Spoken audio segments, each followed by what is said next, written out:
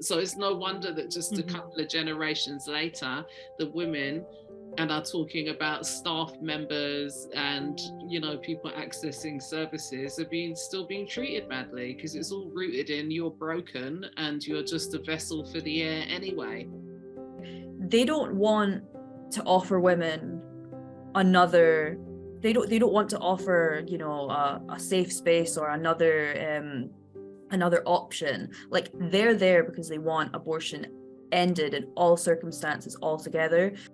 So much of the education that's provided by the system is about grooming for compliance, and like that would maybe even be its only function. Like, you're offered a menu of choices that are very limited, and it's about preparing you for knowing that that's what's going to happen to your body, rather than whether you want it to or not.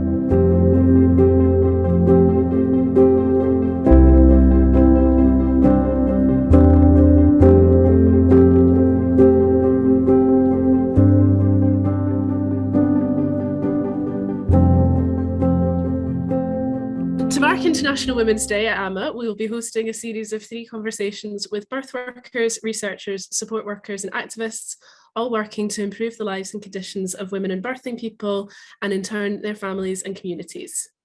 We'll be focusing on the overarching theme of reproductive justice, a term with its origins in a grassroots collective of women of colour in the US, Sister Song, who in the late 70s began advocating for policy and systemic changes to improve the reproductive lives of marginalised communities.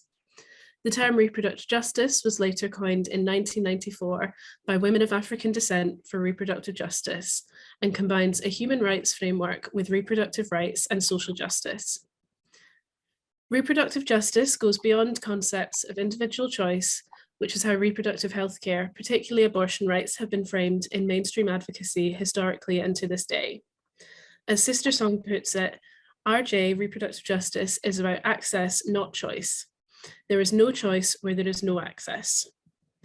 Reproductive justice also goes beyond the questions of abortion, including issues around contraception, sexual health, sex education, birth choices, and perinatal care, which we will be focusing on today, as well as the material conditions in which women and birthing people are raising or not raising families, including citizenship and the state of asylum seekers and refugees, which will be covered in our second talk, and poverty, which will be covered in our third. So to kick us off, I would like to introduce our speakers. So first we have Nicola Mahdia Goodall, a birth worker, doula, childbirth educator, doula trainer, advocate and activist. Nicola combines holistic care and a deep calling to the work of supporting families crossing the threshold of birth, as well as knowledge and a sense of justice to educate birth professionals and volunteers, including those at Amma, on cultural safety, Black maternal health disparities, and so much more. We also have Lucy Grieve on behalf of Back Off Scotland, who are an activist group formed in 2020 to campaign for the Scottish Government to put in place buffer zones around hospitals and clinics which provide abortion services. Currently, patients accessing all sorts of healthcare, including abortion services, are facing harassment and intimidation by anti-abortion protesters as part of the 40 Days for Life campaign. And finally, we have Kate Mackay, who is a midwife and childbirth educator who has worked with Amma teaching our antenatal classes, and was also active in the March for Midwives movement, which brought to the fore the impact of midwives' labour rights on the care they are able to provide to parents during the perinatal period. So first off, I'd like if people could tell us in their own words a wee bit about them and the organisations or projects that they're involved in, and how the work that you do relates to issues around bodily autonomy within the birth space and healthcare more generally. Red Tent, I guess probably our general focus is sort of trying to save the world, which feels really fitting at the moment when it feels like it's falling around us. So we started off with doula training, which is we take a sort of traditional midwifery slant because there's so much missing. And then we added educator training because we found that people were approaching us all the time saying that they couldn't find anything radical enough, and it was all very institutional. And then we added postpartum training, and then trauma training, and the end of life training. And we're just trying to get all those traditional things back. And this year we start with massage, with the idea that people are being taught massage to put it back into their family and community rather than monetize it always. And we're starting a body of work this year for men, for the masculine, for partners as well, because that's also missing in our society. So I think we're trying to plug all the holes that we discarded as we threw the baby out with the bathwater, you know, as we modernized. But also what comes into part of that work is we've got this really misogynistic, patriarchal reproductive healthcare system in the UK that's wounding everyone.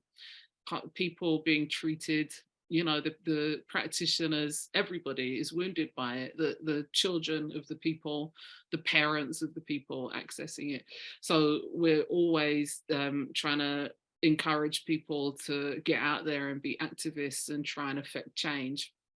I've actually reached this point in perimenopause as the estrogen's torn away of forgetting trying to change gynecology and obstetrics in the National Health Service here. I think that idea is foolish unless you've got estrogen coursing through your body. I think we need to do a kind of defund the police situation where we just raise it to the ground and start a new incarnation. So, you know, in order to stop that harm of everyone, people accessing it and staff members. I'll stop now. I could go on about that for a long time. So easy goals then, saving the world. Reach for the stars. Yeah. For that one. And I'll go to Kate next if you're ready. Yeah. I guess I feel like my work takes a few different prongs. Like one is this, I feel really passionate about helping people navigate the system that we do have currently in the way that is least harmful for themselves. And some of that is like in a one-to-one basis when I'm working with clients, but I think that a lot of it is about like advocacy and education, which happens at Amma with the groups that I teach there, but also work that I just do amongst my community and normalizing being a bullshit human being and standing up for yourself. And then also in my like midwifery role. And then the other sort of main strand of my work is like really trying to understand and work with the people who are in the system and enacting trauma on others. And part of it is about like, yeah, systemic change, that this like cannot continue as it is and people can't change when the system is so broken. And part of it is about helping people know that there can be another way, that it doesn't have to be like this. I think we have accepted for too long that the maternity system functions the only way that it possibly can. Yeah, so I think that's probably it. And Lucy? Yeah, so my name's Lucy and I'm one of the co-founders of Back Off Scotland. Back Off Scotland started in 2020 and it looked to get buffer zones, so that would be protest-free, harassment-free areas outside clinics and sites across Scotland providing abortion. We looked to get that legislated sort of from top down in government. We initially thought it was going to be a 6-week project because we thought it's a no-brainer. You wouldn't want anybody doing that outside your clinics, but that's turned into sort of a multi-year battle, I'd say, a bit of an uphill battle at some point. So together with sort of our advocacy for buffer zones and to stop people being harassed by protesters outside clinics. We've also been sort of tapping into a little bit more of sort of structural inequalities within the abortion care system. So for example, we've done a lot of work on mid-trimester abortion. So people in Scotland, which I think is quite an unknown fact, is people are unable to access an abortion up to the legal limit for any social reason, as they call it, whereas if it's for a fetal anomaly, you can access care at any gestation. So to me, I think sort of opening up that complete inequality is a big part of sort of our mission going forward. So whilst, you know, buffer zones are you know, I wouldn't say they're settled, because I've learned a lot of times that, you know, there's a lot more settling to do at all points, sort of shifting our focus onto how abortion care is provided, as well as how it's sort of situated in the law. So actually, you know, abortion isn't a right. It has to be done under a very specific set of criteria, and if not, then you're actually liable to life in prison under a law that was created before women had the vote even. So I think there's a lot of different elements that sort of come into play here, and that we're trying to we're trying to improve. Yeah, there's a lot of room for improvement in all areas. I think that's a thread that's coming through from what everyone said, is this thread of harm, whether you're trying to end a pregnancy for all of the various reasons that you might want to do that, or whether you're accessing healthcare, particularly maternity care, but any kind of healthcare, even up to healthcare for menopause and things like that, and how our culture isn't set up to support that holistically. So then people are accessing healthcare instead. Because the communities aren't supporting each other with it, which is what I find really inspiring about the Red Tent work particularly, is that it's really grassroots and that it's starting from the ground up. So yeah, kind of pulling on that harm thread a little bit, how are our current maternity and wider healthcare systems not set up to support women and birthing people's autonomy and agency, I guess, is the next question. I think it's, you know, if we look at the foundations of the whole thing, we would never accept those foundations if everybody knew about it. Torturing enslaved women, torturing people in prison camps. I mean, it's outrageous. So it's no wonder that just a couple of generations later, the women, and are talking about staff members and, you know, people accessing services are still being treated badly, because it's all rooted in you're broken and you're just a vessel for the air anyway. So no wonder we're still here. And the obstetricians and gynecologists will still be like, yeah, Dr. Sims, he's great. Right. Yeah, I was just going to say, for anyone that's hasn't heard about this, Dr. Sims and was sort of termed the father of gynecology, and a lot of his research was based on the experimentation that he'd done on enslaved women's bodies, particularly Anarcha, Betsy and Lucy are the three that have been kind of held up as the mothers of gynecology now. So there's lots of different projects going on, mostly in the States, because that's where that history started, but all over the world, to remember them and uplift that story. I mean, we did it here. We did it here. You know, definitely not clean hands over here. I mean, you go to the Surgeons Museum if you want to have a complete, you know, conniption, because it captures it all, right? It captures it all. You know, poor people that are at the end of their, you know, they're about to die, and they're taking them off the streets and chopping them to pieces in public, and then not letting their families take the bodies unless they've got money. And those bodies are still in that museum. There's women's pelvis, there's babies, there's all kinds of stuff in there, you know. And this time is over. It is clear worldwide, this time is over, right? That every time I turn on my social media, somebody's bones are going from like Britain back to America, where they belong, or whatever. So we've got a long way to go. You know, I did a presentation about the history of obstetrics and gynecology in 2020, and I came across a paper in my research that was from 2000 and something, and it was a few researchers, obstetricians, and they were discussing whether it was okay that Dr. Sims had done that in light of the improvements, I'm putting that in air quotes, that we've made in gynecology since. And you know what their conclusion was? Guess. All white privileged doctors, yes, it was okay. Means justify the ends. Wow. I mean, and that was literally just like, you know, 10 years ago or something. Wow. So yeah. Kate, I bet you've got lots to say about this. I think that It's wider than maternity, isn't it? Like we have a problem in the UK where the NHS there's been a lot of propaganda around the NHS for us to believe that it is this like pinnacle of excellent healthcare, and it is falling short, like in all areas. Like large swathes of it are privatized, and capitalism like completely feeds the way the NHS runs, even down to like tiny things like how they choose which equipment you have in the hospital is like a financial decision that isn't based on like environmental sustainability, what works best for the midwives, what works best for the people that they care for.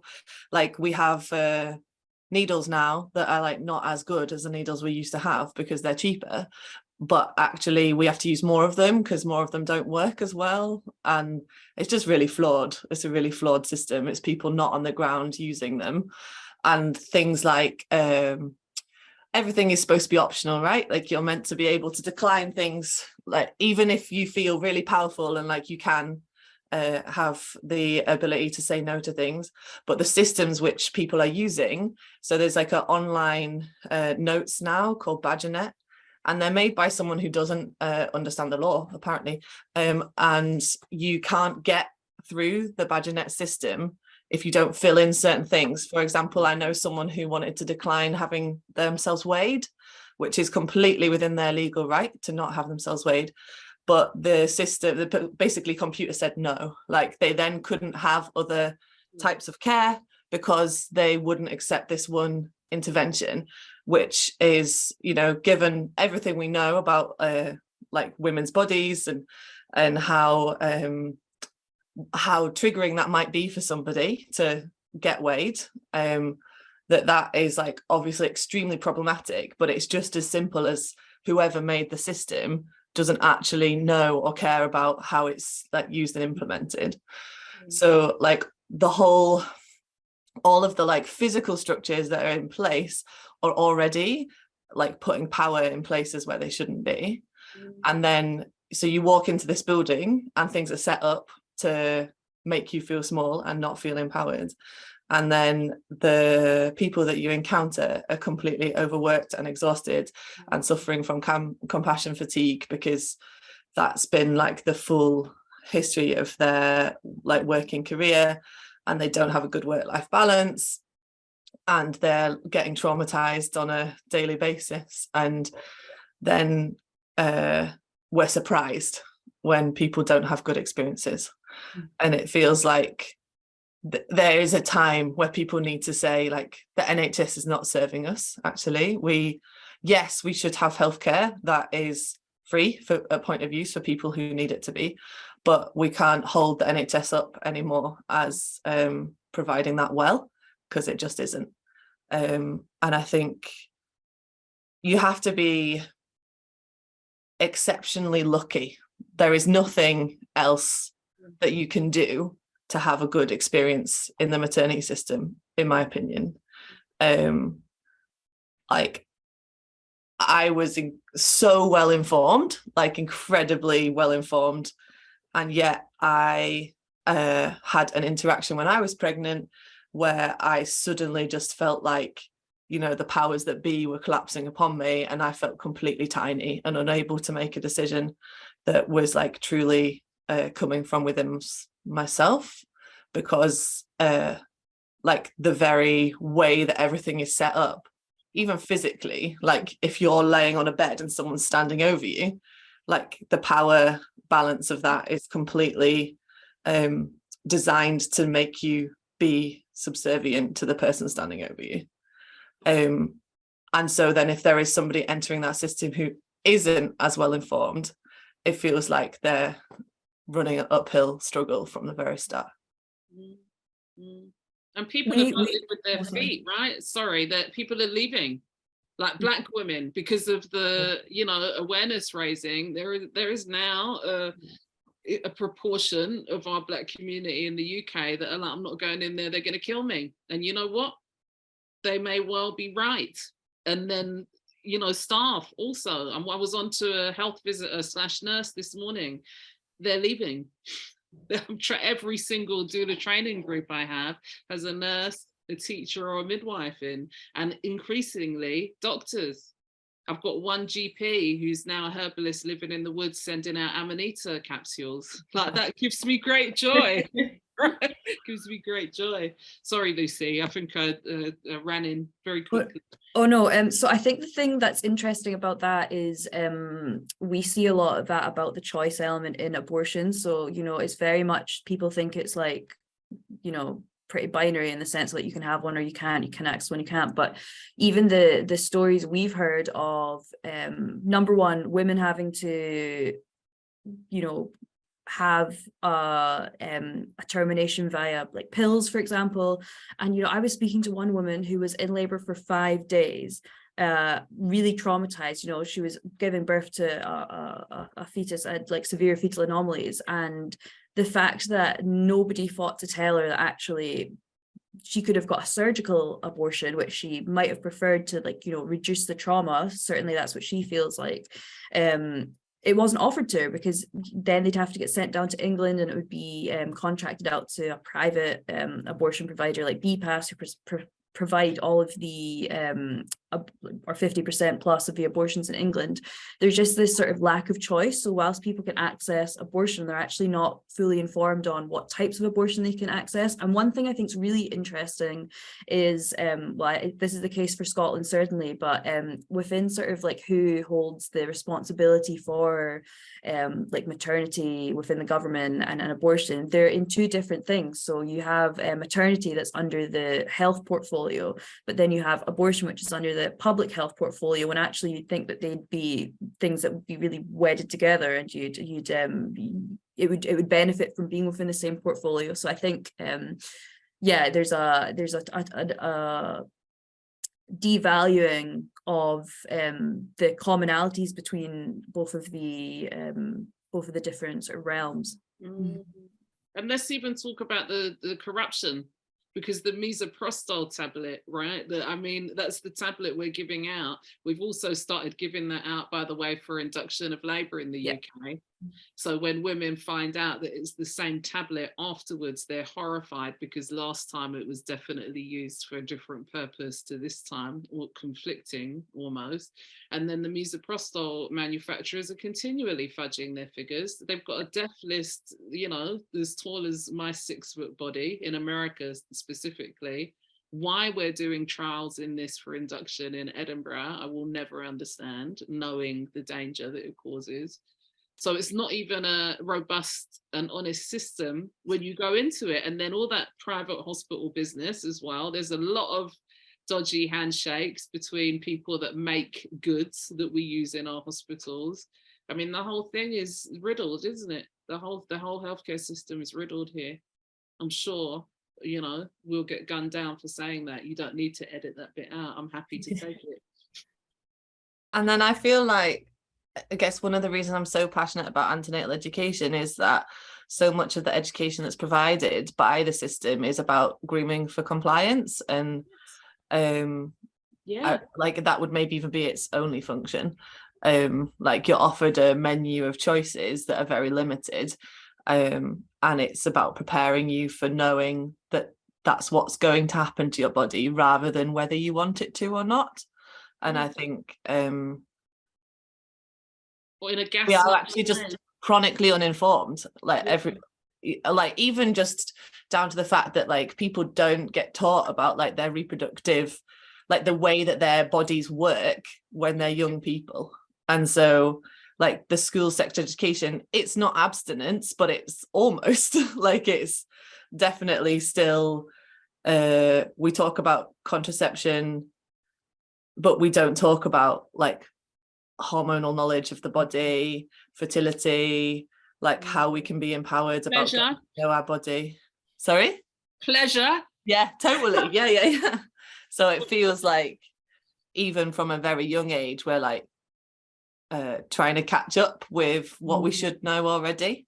It's a very alienating way of relating to your body, just in like these are the scary things that can happen to you, like pregnancy at the wrong time or like STIs. So that's why you either don't have it, or if you do, you have to strap on 85 condoms and take a million drugs and never ever interrogate like what your body's natural rhythms and cycles are doing. And if that might also be part of that, like I've definitely had experiences talking to healthcare professionals who would have no idea about like hormonal like sort of I've lost the word, but non-interventionist forms of contraception, and are really like, but you're not trying to get pregnant, so you should be taking something. I think that's a really, really important point. So even for myself, like having the lengths I had to go to as, I think I was 23 at the time, to convince doctors that I wanted a copper coil.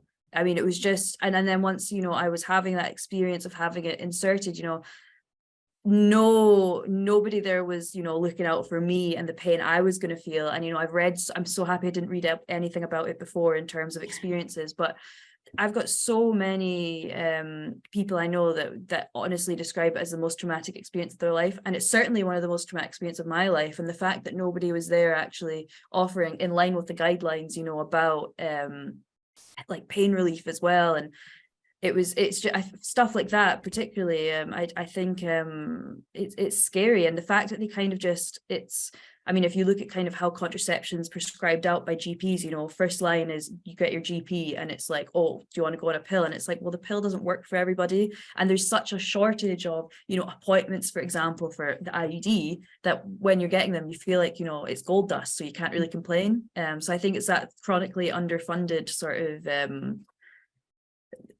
how we've moved to this, maybe not moved, maybe it's just been a gradual sort of giving way to the way the NHS is working now, that it's just not fit for purpose.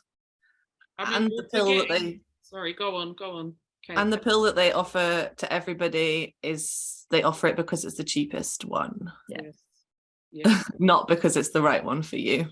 So little information about the side effects and the potential complications that are felt lifelong. And that really reminds me of the birth space as well, of like the cascade of interventions that you get when someone goes, oh, we'll just do a wee thing, pop up on the bed and we'll just do this, we'll just do that, we'll just induce you. And then 24 hours later, you're in an emergency cesarean because things haven't worked out on their timeline. Thank God for the surgeons that save everyone. That's a really dark thing, I think, that I've come across a lot, both with people that we support at Amma and also friends who have gone through the maternity system, is this thanking people for putting you in harm's way and then getting you out of harm's way again. And it really, someone said something about gaslighting earlier, and it really like pinged in my head of just like, God, we really are being told like, be grateful for the harm that's being done to you. And then the fact that we like mitigated it a little bit, like you didn't die, therefore. But women are dying. Mm-hmm. I mean, not to blow up my family's intimate business, but one of my daughters came off the pill recently and they thought she'd had a stroke, right? And there's a lot of stroke going on right now, which is another call, right? But it was very distressing for everyone involved, and she's still under the care of the stroke clinic. Right. So, you know, people are dying. I've dealt with, you know, many bereaved parents, and we need to talk about this. Mm-hmm. We need to talk about the stroke risk for the hormonal contraceptive to start with. We need to talk about the fact that, you know, hello, I was in the womb with an IUD. They don't work, and the pain and trauma. I had an 18-year-old I was dealing with last week, mother, who was in so much pain with her IUD, and nobody had told her, you can just have it taken out and we can discuss other options. But you know what we're really forgetting, which is the thing that's missing from this conversation, is the glazing of all of it with the church. We don't talk about it anymore, but that's where the roots are for all of it. Well, right? Let's dig into that a little bit more, I guess, particularly with the abortion question. That obviously is quite a hefty chunk of particularly the protests, but also I would imagine the roots of why we're in this mess in terms of like legally it's still not decriminalized. And as you said, Lucy, the laws that we're currently working under are from a century ago, more possibly. Like, yeah, I think that's one thing for, like, I'm very much, whenever I speak to a journalist about, you know, journalists a lot of the time want like a dramatic story. which has also been like a barrier to like, I'm like, I'm not going to put the women that have gotten in contact with us like in front of a camera, like they've come to us with their trauma. That's another story. But I think the fact that a lot of the ways that the public view the protests are like, oh, it's a freedom of speech thing, like they can have a right, like why don't you talk to them? But it's like they don't want to offer women another, they don't want to offer a safe space or another option. Like they're there because they want abortion ended in all circumstances altogether. And I think a lot of people just don't seem to understand that. Like they will keep fighting every single like little amendment we try to make. So whether it's buffer zones, whether it's decriminalization, whether it's even the telemedical abortion, so abortion by pills at home, they're fighting under some guise of being caring and from the church, but actually if you look at their full, like it's a small part of like their bigger game of doing what they're doing in the States with Roe v. Wade to over here. So it's definitely, and I can imagine it's interlinked in other areas and aspects of maternity care as well. And it's a bit of a wave through the Western world, isn't it? This woman came in Italy, and now we've got a contender for First Minister, Liz Truss. Like there's a lot of anti-abortion sentiment right now, and it's a lot of it coming from women as well, controversially. We've got a lot of work to do. But it's still misogyny, isn't it? Yeah. Absolutely. Absolutely. That, whenever you see the women, they're just really sort of mouthpiecing for the men, aren't they? Really, I know that's a really controversial thing to say in 2023, but that's what it looks like to me. That they don't feel like women's voices to me traditionally. I don't know. So where are we at with our law at the moment with buffer zones, Lucy? It's been formally introduced to Parliament within the next month or so. So it should be sort of fast tracked through, and they should be in place within 12 months. I guess the unfortunate thing about that is, we started asking the government to put it in place in 2020. It's been going on since the 1990s. There's just been such a lack of government action. And I met with the Women's Health Minister in 2021, and she was very much like, we're not doing buffer zones, it's not going to happen. She was calling us girls. She was like, oh, sometimes people have to run the gauntlet. I mean, it's a hate crime, surely. It's a hate crime. Oh, yeah. Right? Yeah. That's the thing. So, I mean, it should be introduced for the next 12 months, but given the sort of government's hesitancy, I thought actually we reached out to Nicola Sturgeon, and she came back on it, and she was very strong on it, and actually very like things started getting done under her. But I'm a bit worried now, going forward, what it means for wider moves. So, decriminalization next as well. I think it's a worry that what could happen under some of the candidates for First Minister. Well, then we just make our own buffer zones. Exactly. Which is because that's what used to happen, right? You'd get a little corridor of really fucked off people that would protect you on your way through. And really, I think it's sort of time to meet the energy, albeit kindly on roller skates or whatever. But we need to, too much sort of begging for protection from institutions that already don't really do a great job of protecting women. I mean, we do not need to run the gauntlet for any medical procedure, and we do not need to assault anyone because of their choices, whatever they may be. Well, she's completely changed now, but I think in terms of her position, but I think that was definitely something that we were like, oh wow, like this is never going to happen, and it was actually just chipping away at it. And I think evidencing, like putting it more in the public domain, like what's actually happening, like what people are having to see when they go in for a treatment. I think the public it was a good case, I think, of the public just becoming sort of incensed with like rage about it. That's certainly how it felt for myself. And then the government sort of started listening, but it shouldn't have to get to that point, right? Like in the 90s when this was brought up, it should have been dealt with then. I'm in my 50s. I can't believe that we're having to do this again. I cannot believe it. Sorry, Kate, go on. I guess I do feel sometimes a bit surprised like verging on disheartened about the lack of action from the populace and in general around I guess like women's health issues as a broad spectrum. And I, like, when we were organizing March with Midwives, like, we were pleased with the turnout in It terms was low of, though, wasn't it? It was very it low. was really low. It Very was low, given that like everybody will know somebody that's given birth because everyone's been born, right? So it means that this like actually affects everyone, and everyone should be standing on the streets and saying that they won't stand up for this, and like this is not good enough and we won't accept it.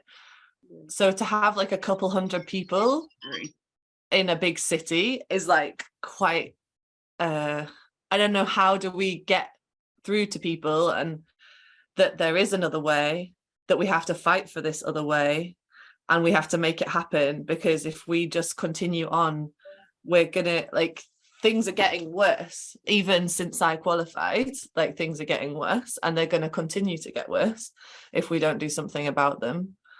But I don't know how do we like create an environment where people understand that. You know what? People will just take it back. I come from a tradition, so my predecessor, my midwife, mummy, starts her midwifery career at the height of horrible obstetrics in America. And they literally come together as radical young feminists and say, like, you know what? No, we're just not doing this. And they have no midwifery training and leave the house saying, God guide our hands. That's how it begins.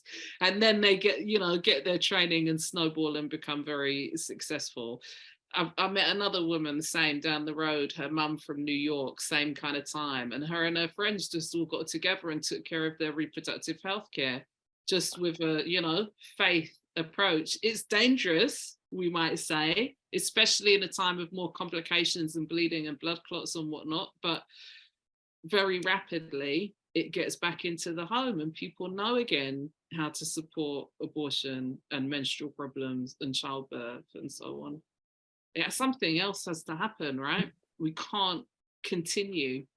I guess I worry about all the people who don't have access to that.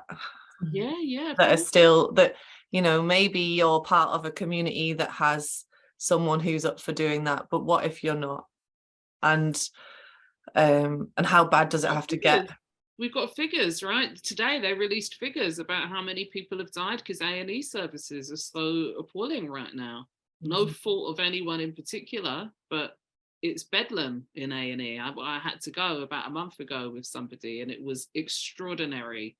I'd had better care in Damascus in A&E back in the day. There was a woman who came out who was mid-heart attack to be with her mum because she was getting no care in the department. She rang her partner to say, you're going to have to get me fish and chips later. I mean, it was extraordinary. Somebody collapsed in front of me. Nobody came and took care of her. I had to go noise up the staff. The whole thing was like a Mike Leigh film. So you're right. There are many people right now in all aspects of healthcare that aren't getting the healthcare they need, and it's not in the home and community anymore. So we've got a lot of work to do.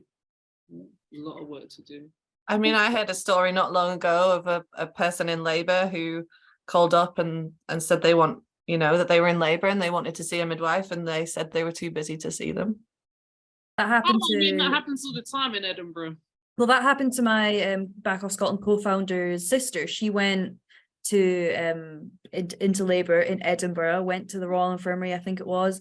They're like, no, we're not, you're gonna have to go home and then like come back. So she had to go to Livingston and then she, gave birth. I mean, I couldn't believe it when I heard that. Like, that's what is going on? 30-40% of the people giving birth in Edinburgh get bounced, and then sometimes you get to Livingston and they're like, sorry, Mary and Joseph, you've got to go back to Edinburgh. There's just no one, and there's people giving birth in the triage department and the car park. And I was speaking to a policeman recently, and his missus, second baby, they're outside in the pouring rain, she's on her knees giving birth, and the midwife comes to the door and is like, nah man, you're not coming in. And he had to draw out his police ID and be like, I'm gonna call the police. we're in the war zone right now when it comes to our healthcare, but nobody really wants to talk about it in terms like that. It's dire. It's dire. So we've talked a lot about, I guess, the sort of barriers to reproductive justice as a whole at the moment, whether it's sort of cultural, the kind of hangover of Christianity in particular, but sort of religious fundamentalism, particularly coming from the States and seeping into everywhere else. We've also talked about underfunding and the pressures on workers within those within hospitals and clinics and things, and the lack of community care and knowledge and experience within communities. So I guess to try and finish it up on a bit of a more positive note, because it's all been pretty harrowing so far. What are people's kind of dreams for, what are we aiming for? What would we like to see in a reproductively just society? What does that look like? How we'll get there one way or another, but what do we see that as, and like what are our positive steps that we can take towards that? Are we doing utopias? Something approaching that, I guess. Or more practical. More practical. Whichever. I think we could do a mix. Definitely my dream is to be able to be a birth worker that is like integrated into the community in a way that means that I have meaningful exchanges with the people that I care for, and there is genuine trust and knowledge between me and them, and that people have choice. So if somebody didn't like me, that they could go with somebody else, and people vote with their feet, right? Like if I do a bad job, if I'm consistently not listening to people's wishes, then I just won't have any work anymore, right? I don't get to keep being a midwife. Did you see the midwives' records when they opened them at the records in Scotland? No. Because they used to have, like when they started to keep notes, they used to have a little column hundreds of years ago. Would you recommend me to the next family? Nice. So and you should you should. I think reputation is important, and like actually the fact that you rock up to the hospital and you have no idea who's looking after you and what their history is and how they work is like really problematic. And also I want to be able to be paid in like cello lessons and 5 years of bread brought to my house, and to see the children grow up that I've like brought into the world, and like it be this holistic, very beautiful community experience, like bring it back into the home and the community wider than just the family unit. Mm-hmm. That's beautiful. What about you, Lucy? I guess for me, obviously short term it's buffer zones, like I said earlier. Like I thought it was going to be a 6-week project. It's now multi-year. It's defined my 20s essentially. It's become a really defining point where it really shouldn't have been. So I think that in the short term, and I just want to get to a stage where abortion care is like very well provided for, so people don't need to travel to England, people don't need to run the risk of being imprisoned for the rest of their life, and also really bring back that choice element, really bring back that you can have a different, like things are different, right? Also and I think also moving towards making abortion a right as well, I think is really important, but it's scary in the face of things like Roe v. Wade. So I guess I've really kind of my utopia is much different to maybe what it was before we saw the fall of Roe v. Wade, and I think that's scary. But I think if the right things happen, we can get to a good point, hopefully within the next few years. I think I'm probably echoing what Kate said, that there should be people. I grew up seeing the midwife that collected me out of my mother's body all the way up into my childbearing years. And we didn't have a, hugely immense tight relationship, but it meant something, that continuum. So I'd like to see us go back to where we take care of our health in our family first off. And then if you run out of, knowledge, or somebody can't solve a problem, then you go into your extended family, and then your community, and then you access the specialists, rather than what we do now is, oh, I've got an itchy cheek, I'll go to the, surgeon. So I had somebody got in touch with me, a mum I was looking after, and she had a breast lump, which has turned out to be fine, but she was outraged that, your first port of call is a surgeon. Why is that the case? Why can't you see somebody before that point? And that's what we've done with most of our disciplines. And we know there are issues with surgeons. There are grisly roots. There's certain personality type in order to do that. And, just the kind of pecking order influences the way they look after you. So yeah, more community-based healthcare and knowing how to treat things ourselves, real easy with things that are in the kitchen cupboard. Short term, I've got a short term, more practical goal. Great. There was a time not very long ago where they were discussing giving each birthing person their maternity budget to spend where they chose.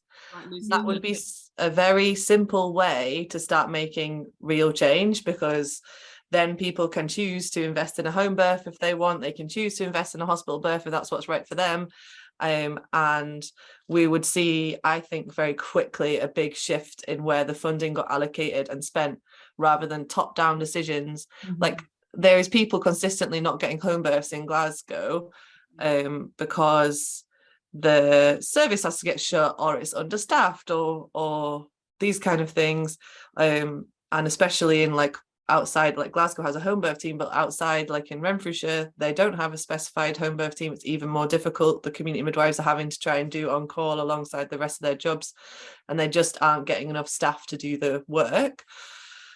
But if there's no one at the top deciding to give that money to expand those services, and it's a chicken and egg, isn't it? We're not going to have them. People aren't going to choose them if they don't feel reliable and safe, and they're not feeling reliable and safe because there's not enough staff to fill the posts. So if people could allocate their money where they wanted the money to go, we would maybe see some big changes in funding, and hopefully happier staff who would provide better care. And who are able to be in the areas of work that they want to be in as well. It's heartbreaking to hear about people that are really passionate about home births or specific types of maternity care, but aren't able to because there isn't funding for those specific positions as well. Everyone is being harmed by this. Maybe they could get their breaks as well. Yeah, that would help. Amazing. Well, thank you so much. I guess just in the last minute or two, maybe if anyone has any projects or anything that they would like to shout out, then we'd really like to offer some space for that. So obviously there's the Red Tent doula trainings, multiple types of training. I'll let you talk about what you want to talk about actually before I jump in and be like, you want to talk about this? It's probably best to go to our website, Red Tent Doulas, and sign up for the mailing list, which is a mix of all kinds of things that are going on, free, paid training, whatever, community based, and then you'll keep up with what's happening. Because you're right, it's a lot of things for me to talk about right now. But I'm really passionate about what we call the traditional postpartum course, but it's actually really more like a herbal medicine course, and it's good for anyone at the end of life and people with long COVID, and just anyone that wants to get that back into their house, how to go and get your own herbs and treat your family and so on. How about you guys? What can we do to help you, Lucy? We've got a student body of about 500 at any one point, so please be in touch if you need. Yeah, definitely. It's just I think as the legislation progresses through Parliament, it's just making sure MPs, I think we have the numbers for it, but just making sure that, and also we share quite often testimonies of people, which I think encourages other people to share their stories. So I think just sharing our social media, I always try and put people towards that, because if we do any sort of direct actions, emailing your MSPs or emailing the government, or any sort of protests or rallies we always have it on there first, really. I'm just me, but and that's enough. That's really valuable. I mean, I am forever feeling like I should do social media. I think I do have an Instagram. It's Midwife Kate or something like that, and it's got very little on it, but I might put some things on it at some point. We'll see. The future is vast and exciting, isn't it? And Instagrammable, apparently. Apparently so. We'll be there to the very end, won't we? Taking selfies with a comet coming towards us. Well, thank you so much again for joining us for this conversation today, and thank you to anyone watching either on Instagram or YouTube. I think we're putting it up. So yeah, share far and wide, and looking forward to seeing all of the amazing dream world building that we all do in the future. Thank you so much. Thank you. Thanks very much.